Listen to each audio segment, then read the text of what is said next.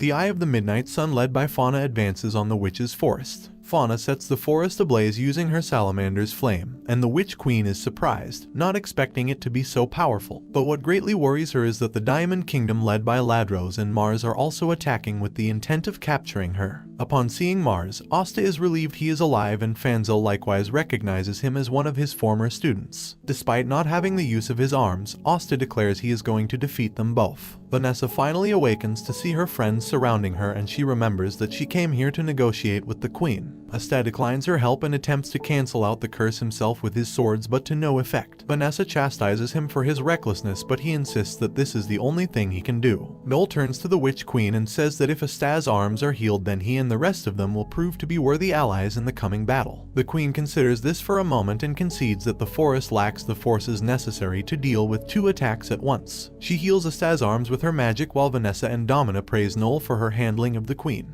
While the Black Bulls deal with the invading Midnight Sun, Fanzel, Domina and Mariella will deal with the Diamond Kingdom. As the Midnight Sun destroys a giant security golem, Shidden sends his men to capture witches to sell into slavery. Asta saves a witch, but she ungratefully attacks him before flying off, so Vanessa apologizes on her behalf, as witches believe men to be inferior beings. Meanwhile, Domina suggests to Fanzel that they split up to engage the Diamond forces, and he reluctantly agrees, acknowledging that there is no other way. Using Vanessa's thread magic, Asta closes the gap between him and Shidden, taking out several of his mages in the process. Fauna blasts a ball of fire towards him, but he deflects it back to her. She unleashes a second fire blast in response, causing an explosion that sends Asta tumbling down, but he is saved by Finral. Fauna leers at Asta, infuriated that he keeps getting in their way, while Asta says he'll keep doing it as many times as it takes. Fauna's attack forces the bulls back, and Vanessa comments on the salamander's great power. Asta rallies his comrades, saying that Veto was far more dangerous. Meanwhile, Noel tries to put out several forest fires, but they keep reigniting.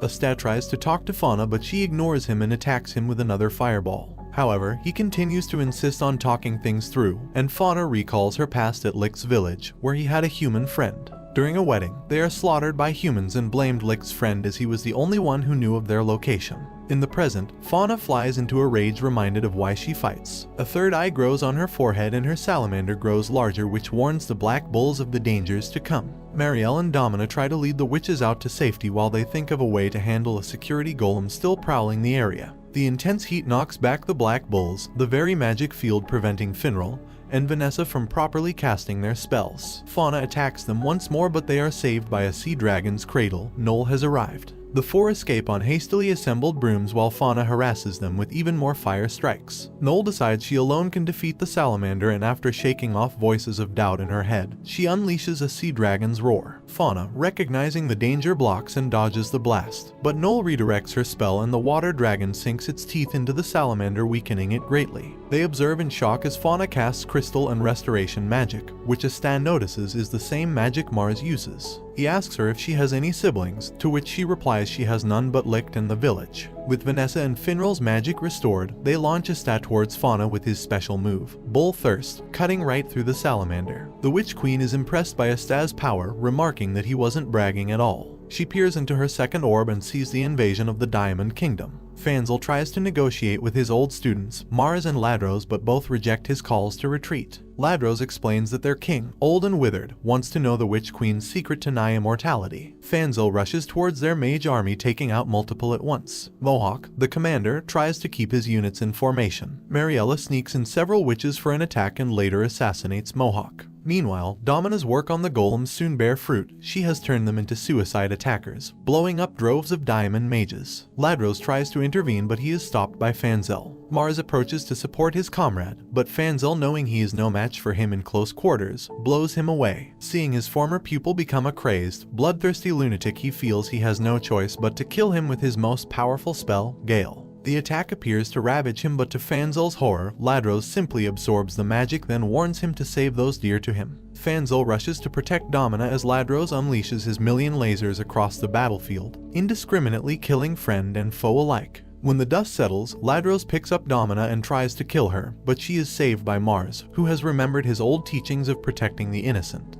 With Mars choosing to defect, Ladros relishes in an opportunity to kill his hated friend. After Mariella's failed attempt at assassinating Ladros, Mars carries her, Domina, and Fanzel away from him. Mars remarks that the only way to beat Ladros is either to overload him with magic, or to use anti-magic. Fanzel remarks that they have the latter and Mars reacts with surprise. Meanwhile, Asta and the bulls stare down an injured yet still powerful Fauna whose flames begin to burn brighter. Fanzel and Mars fly near Asta, and as Fauna unleashes a fireball, they have Asta deflect it towards them and they send it straight into Ladros. Salamander's magic proves to be too much for him to handle and he burns into a crisp. When they land, the bulls are wary of Mars' presence, but Fanzel and Mars reassure them that he is there to help. Mars looks towards Fauna and realizes that it is the same Fauna he was with all those years ago at the Diamond Kingdom's training grounds. It was he who was tragically forced to kill her, unable to fulfill their promise of seeing the world together. Mars tries reaching out to her, but she refuses to acknowledge them. With most of her magic spent, she resorts to activating her self-destruct magic, with an exasperated Finral wondering if all Midnight Sun members have some form of self-destruct built in. Fireballs begin shooting out of Fauna, but Mars refuses to defend himself, saying he has no right to. Asta knocks some sense into him, pointing out that dying here would solve nothing. With Finral and Vanessa's magic useless against Salamander's flames, Mars and Asta elect to charge in, but they begin to burn up due to the intense heat. Mars casts his phoenix robe on Asta to heal him, and the two reflect on their mutual respect. Mars looks upon Asta as the epitome of the magic knight, while Asta admires Mars' unwavering desire to protect. Asta manages to slice through her magical barrier with his sword, but the spell continues. Mars throws himself at Fauna and embraces her, reminding her of who she truly is. As memories flood back into her, she happily embraces Mars back, moving him to tears. Her third eye has disappeared and everyone breathes a huge sigh of relief. Mars and Fauna reunite and they thank Asta. Fauna is also happy that Mars has made a friend, which Asta happily reinforces. However, they learn that Fauna has lost her memories beyond being killed by Mars. She manages to remember Licht finding her discarded after failing to materialize anything with a magic stone given to her. Fauna continues to have a desire to obtain a magic stone in the witch's forest,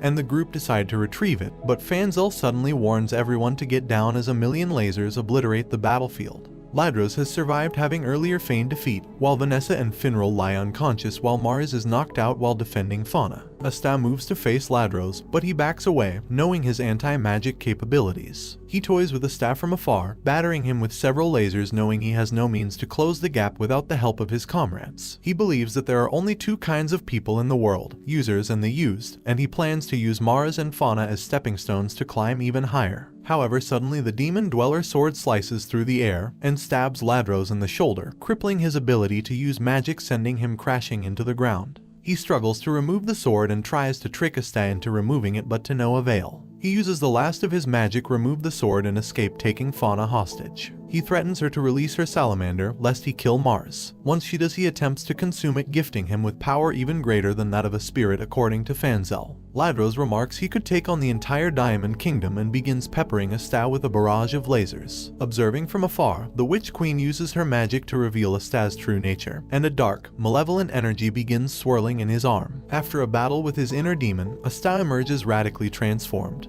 His right arm has been enveloped by black magic and he has grown a wing. Critically, he is now able to keep up with and exceed Ladros' speed. Now forced on the defensive, Ladros begins to flee. Meanwhile, the Witch Queen observes Asta battle with great interest and remarks that no one but Asta could wield the demon swords as they drain the user's magic. Instead, the anti-magic has been flowing into him, which he had been unconsciously putting a lid on. Through the witch's magic, that lid is gone and Asta has made its vessel. Ladros continues to run away, but Asta easily closes the gap, deflecting and parrying everything that is thrown his way. In a desperate move, Ladros attempts to use a powerful beam, but Asta defeats him with his new black meteorite. Ladros is defeated and his mage stone shatters. Noel is worried that Asta may have become more sinister, but is relieved to see him behave like his old self, as he lectures Ladros on taking responsibility for his actions. The demonic energy leaves Asta's body and he is suddenly overcome by pain all over. The Witch Queen teleports to their location. Asta eagerly tells her that they defeated both the Diamond Army and Eye of the Midnight Sun, which the Queen praises him for. He asks her to heal his friends, but she instead casts her blood magic, restraining everyone except him on a bloody cross. Using her magic, she controls Asta like a puppet, forcing him to draw his sword and healing him with her blood cocoon. She then gives Asta an opportunity to rampage and orders him to kill everyone present. To everyone's horror, Asta begins advancing on Noel first per the Queen's orders. To the Queen's shock, Asta manages to regain some semblance of control over himself, but the Queen reinforces her blood magic in Asta and forces him forward. Vanessa begs for mercy, but the queen refuses. She had allowed Vanessa to run free as her divinations foretold that she would eventually return with something she desired, but did not expect it to be two anti-magic weapons. She reasserts herself as Vanessa's mother and her only family. Vanessa recalls her past in being trapped in cage, prevented from seeing the outside world. Yami one day intrudes on the forest, going toe-to-toe with the queen, but unable to defeat her. He punches a hole into Vanessa's room and says that she is free to go. Vanessa hesitates, but decides to take flight, a bird now given the chance to fly, and joins the Black Bulls. Crying out to protect her family, she wishes for the power to change fate itself, and a new spell is recorded in her grimoire, the Red Thread of Fate, taking on the form of a playful cat. The queen, curious, tries to have Asta kill Noel, but when the cat touches him, he miraculously misses, even though it looked like she had died. The queen instead instructs Asta to cut down Finral instead, but the cat once again twists fate in Vanessa's favor. The cat then causes Asta to hit himself, cancelling out the effects of the blood magic, freeing him from the queen's control. Excited that Vanessa now has the power to control fate, the queen tries taking it for herself, activating the blood magic within Vanessa. However, the cat jumps and touches her, cancelling her magic. Vanessa approaches the queen, still in disbelief that her magic could be overcome, and says that her power to change fate will only be shared by those with whom she has a bond with, and she has no bond with her. The queen recalls a memory of Vanessa and she realizes that she had forgotten something far more important than perfection. Admitting defeat, she tells Vanessa she is free to do as she wishes. She then casts her blood recovery magic, healing everyone in the witch's forest. As the group miraculously recover, Asta excitedly begins exercising again, and Noel bashfully tells him to put on some clothes. As the queen walks away, Nero lands on her shoulder, pecking at her earring, and she curiously wonders about the bird. They later ask the queen about the magic stone the Midnight Sun were searching for, and she removes her earring and gives it to them, saying she has no use for it. She explains that the magic stones enhances the user's powers, but only those of the elf tribe could use them several centuries ago. She remarks that Fauna's third eye was a forbidden spell cast by someone else upon her, and hypothesizes that the Midnight Sun are made up of descendants of those elves. Finral readily writes all this information down. Lastly, the queen remarks that Asta's swords were once owned by the leader of those elves, which is the nail in the coffin for an information overload, and he faints. Outside, everyone prepares to bid each other farewell. Mars and Ladros will return to the Diamond Kingdom. Fanzel, Domina, and Mariella will take care of Fauna. Mars promises to Fauna that they will see the world together one day, eliciting hoots from the crowd and jealous cries from Finral. As they prepare to leave, the queen says that Vanessa is free to visit any time, and she walks away without a word. Mars bids Asta goodbye, reaffirming their bond as friends. Asta, Finral, and Vanessa return to their base, where Yami greets them unenthusiastically. They present him with a magic stone, and he excitedly tells Asta to get him some alcohol. Upon returning, he is instructed to rest. The other Black Bulls return one by one, having radically transformed personalities, but they revert to normal upon seeing Asta's arms are healed. Using the food Charmy brought back, Yami prepares a feast but bosses Asta into performing several household chores. Vanessa recalls the queen's words to visit her homeland anytime she wants, but she strips down to her underwear and declares that the Black Bulls is where she feels the most home. At the Golden Dawn base, Klaus, Mimosa, and Yuno read the reports regarding the Black Bull's exploits in the Witch's Forest. Klaus and Mimosa are glad that Asta's arms are okay, but Yuno is quite indifferent. Klaus has called his proteges over to study the reports about the Midnight Sun to prepare for any eventual battle against the group. Their first appearance was during their attack on the capital, where the Magic Knights battled fiercely to contain the droves of undead. It was here that they isolated and nearly killed Fugolian, taking his pendant in the process. Reading another report, the Black Bulls once again encountered their presence in Neen when Yami was narrowly saved by 3 squad captains against the Third Eye. It was here that the kingdom first discovered the Midnight Sun's aim to collect the magic stones to place into a certain stone tablet. Likewise, the Black Bulls faced off against Veto in the underwater temple, where they defeated him and prevented another magic stone from falling into the Midnight Sun's hands. Lastly, Klaus reads the latest report detailing the events of the Witch's Forest, revealing that the elves of old are involved with the magic stones, which Mimosa and Yuno were led to believe were only myths. After finishing reading, they reaffirm their mission to defend the king from any and all threats. Meanwhile, Yami delivers the queen's magic stone to Julius, and he later praises the Black Bulls for once again for achieving stellar feats, and Yami dryly remarks that they could use some more golden stars. Julius does his best to ignore the comment and says that they were able to find the Midnight Sun's base,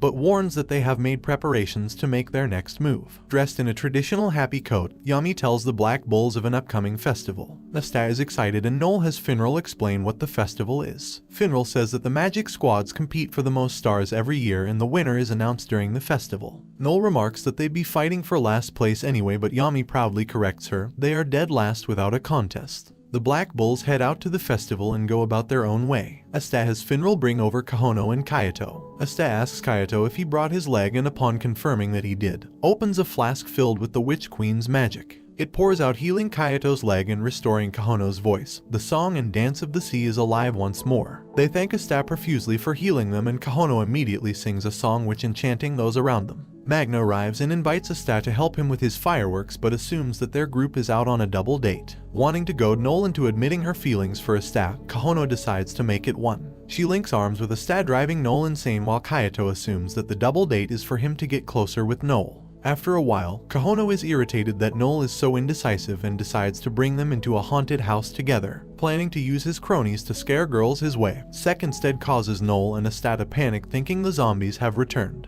After leaving the haunted house, Kahono realizes that Asta is far too dense and asks him what he feels about Noel. But just then a crying child begins annoying festival goers and they assume it must be a peasant child. Noel tries to calm her down and with a small performance set up by her and the others, the child stops crying. Kahono uses her voice to call out the child's parent, and a mother comes to claim her child, thanking them for watching over her. However, the mother sees that Noel is royalty, causing her to bow her head, but Noel reassures her that the festival is for anyone and everyone to enjoy. Recalling Kohana's question, Asta says that he likes Noel quite a bit, an answer that turns Noel beet red. She blasts Asta away with her magic, making him wonder what he did wrong, while Kahono laments that if Asta is too dense then Noel is not honest. When Asta lands, he sees Yami and Jack the Ripper in a showdown and wonders what they could possibly be fighting over. And this brings the anime to an end. Comment for part 7. Don't forget to like and subscribe if you enjoyed, and turn on the notification bell so you never miss out on another video. Until next time, take care.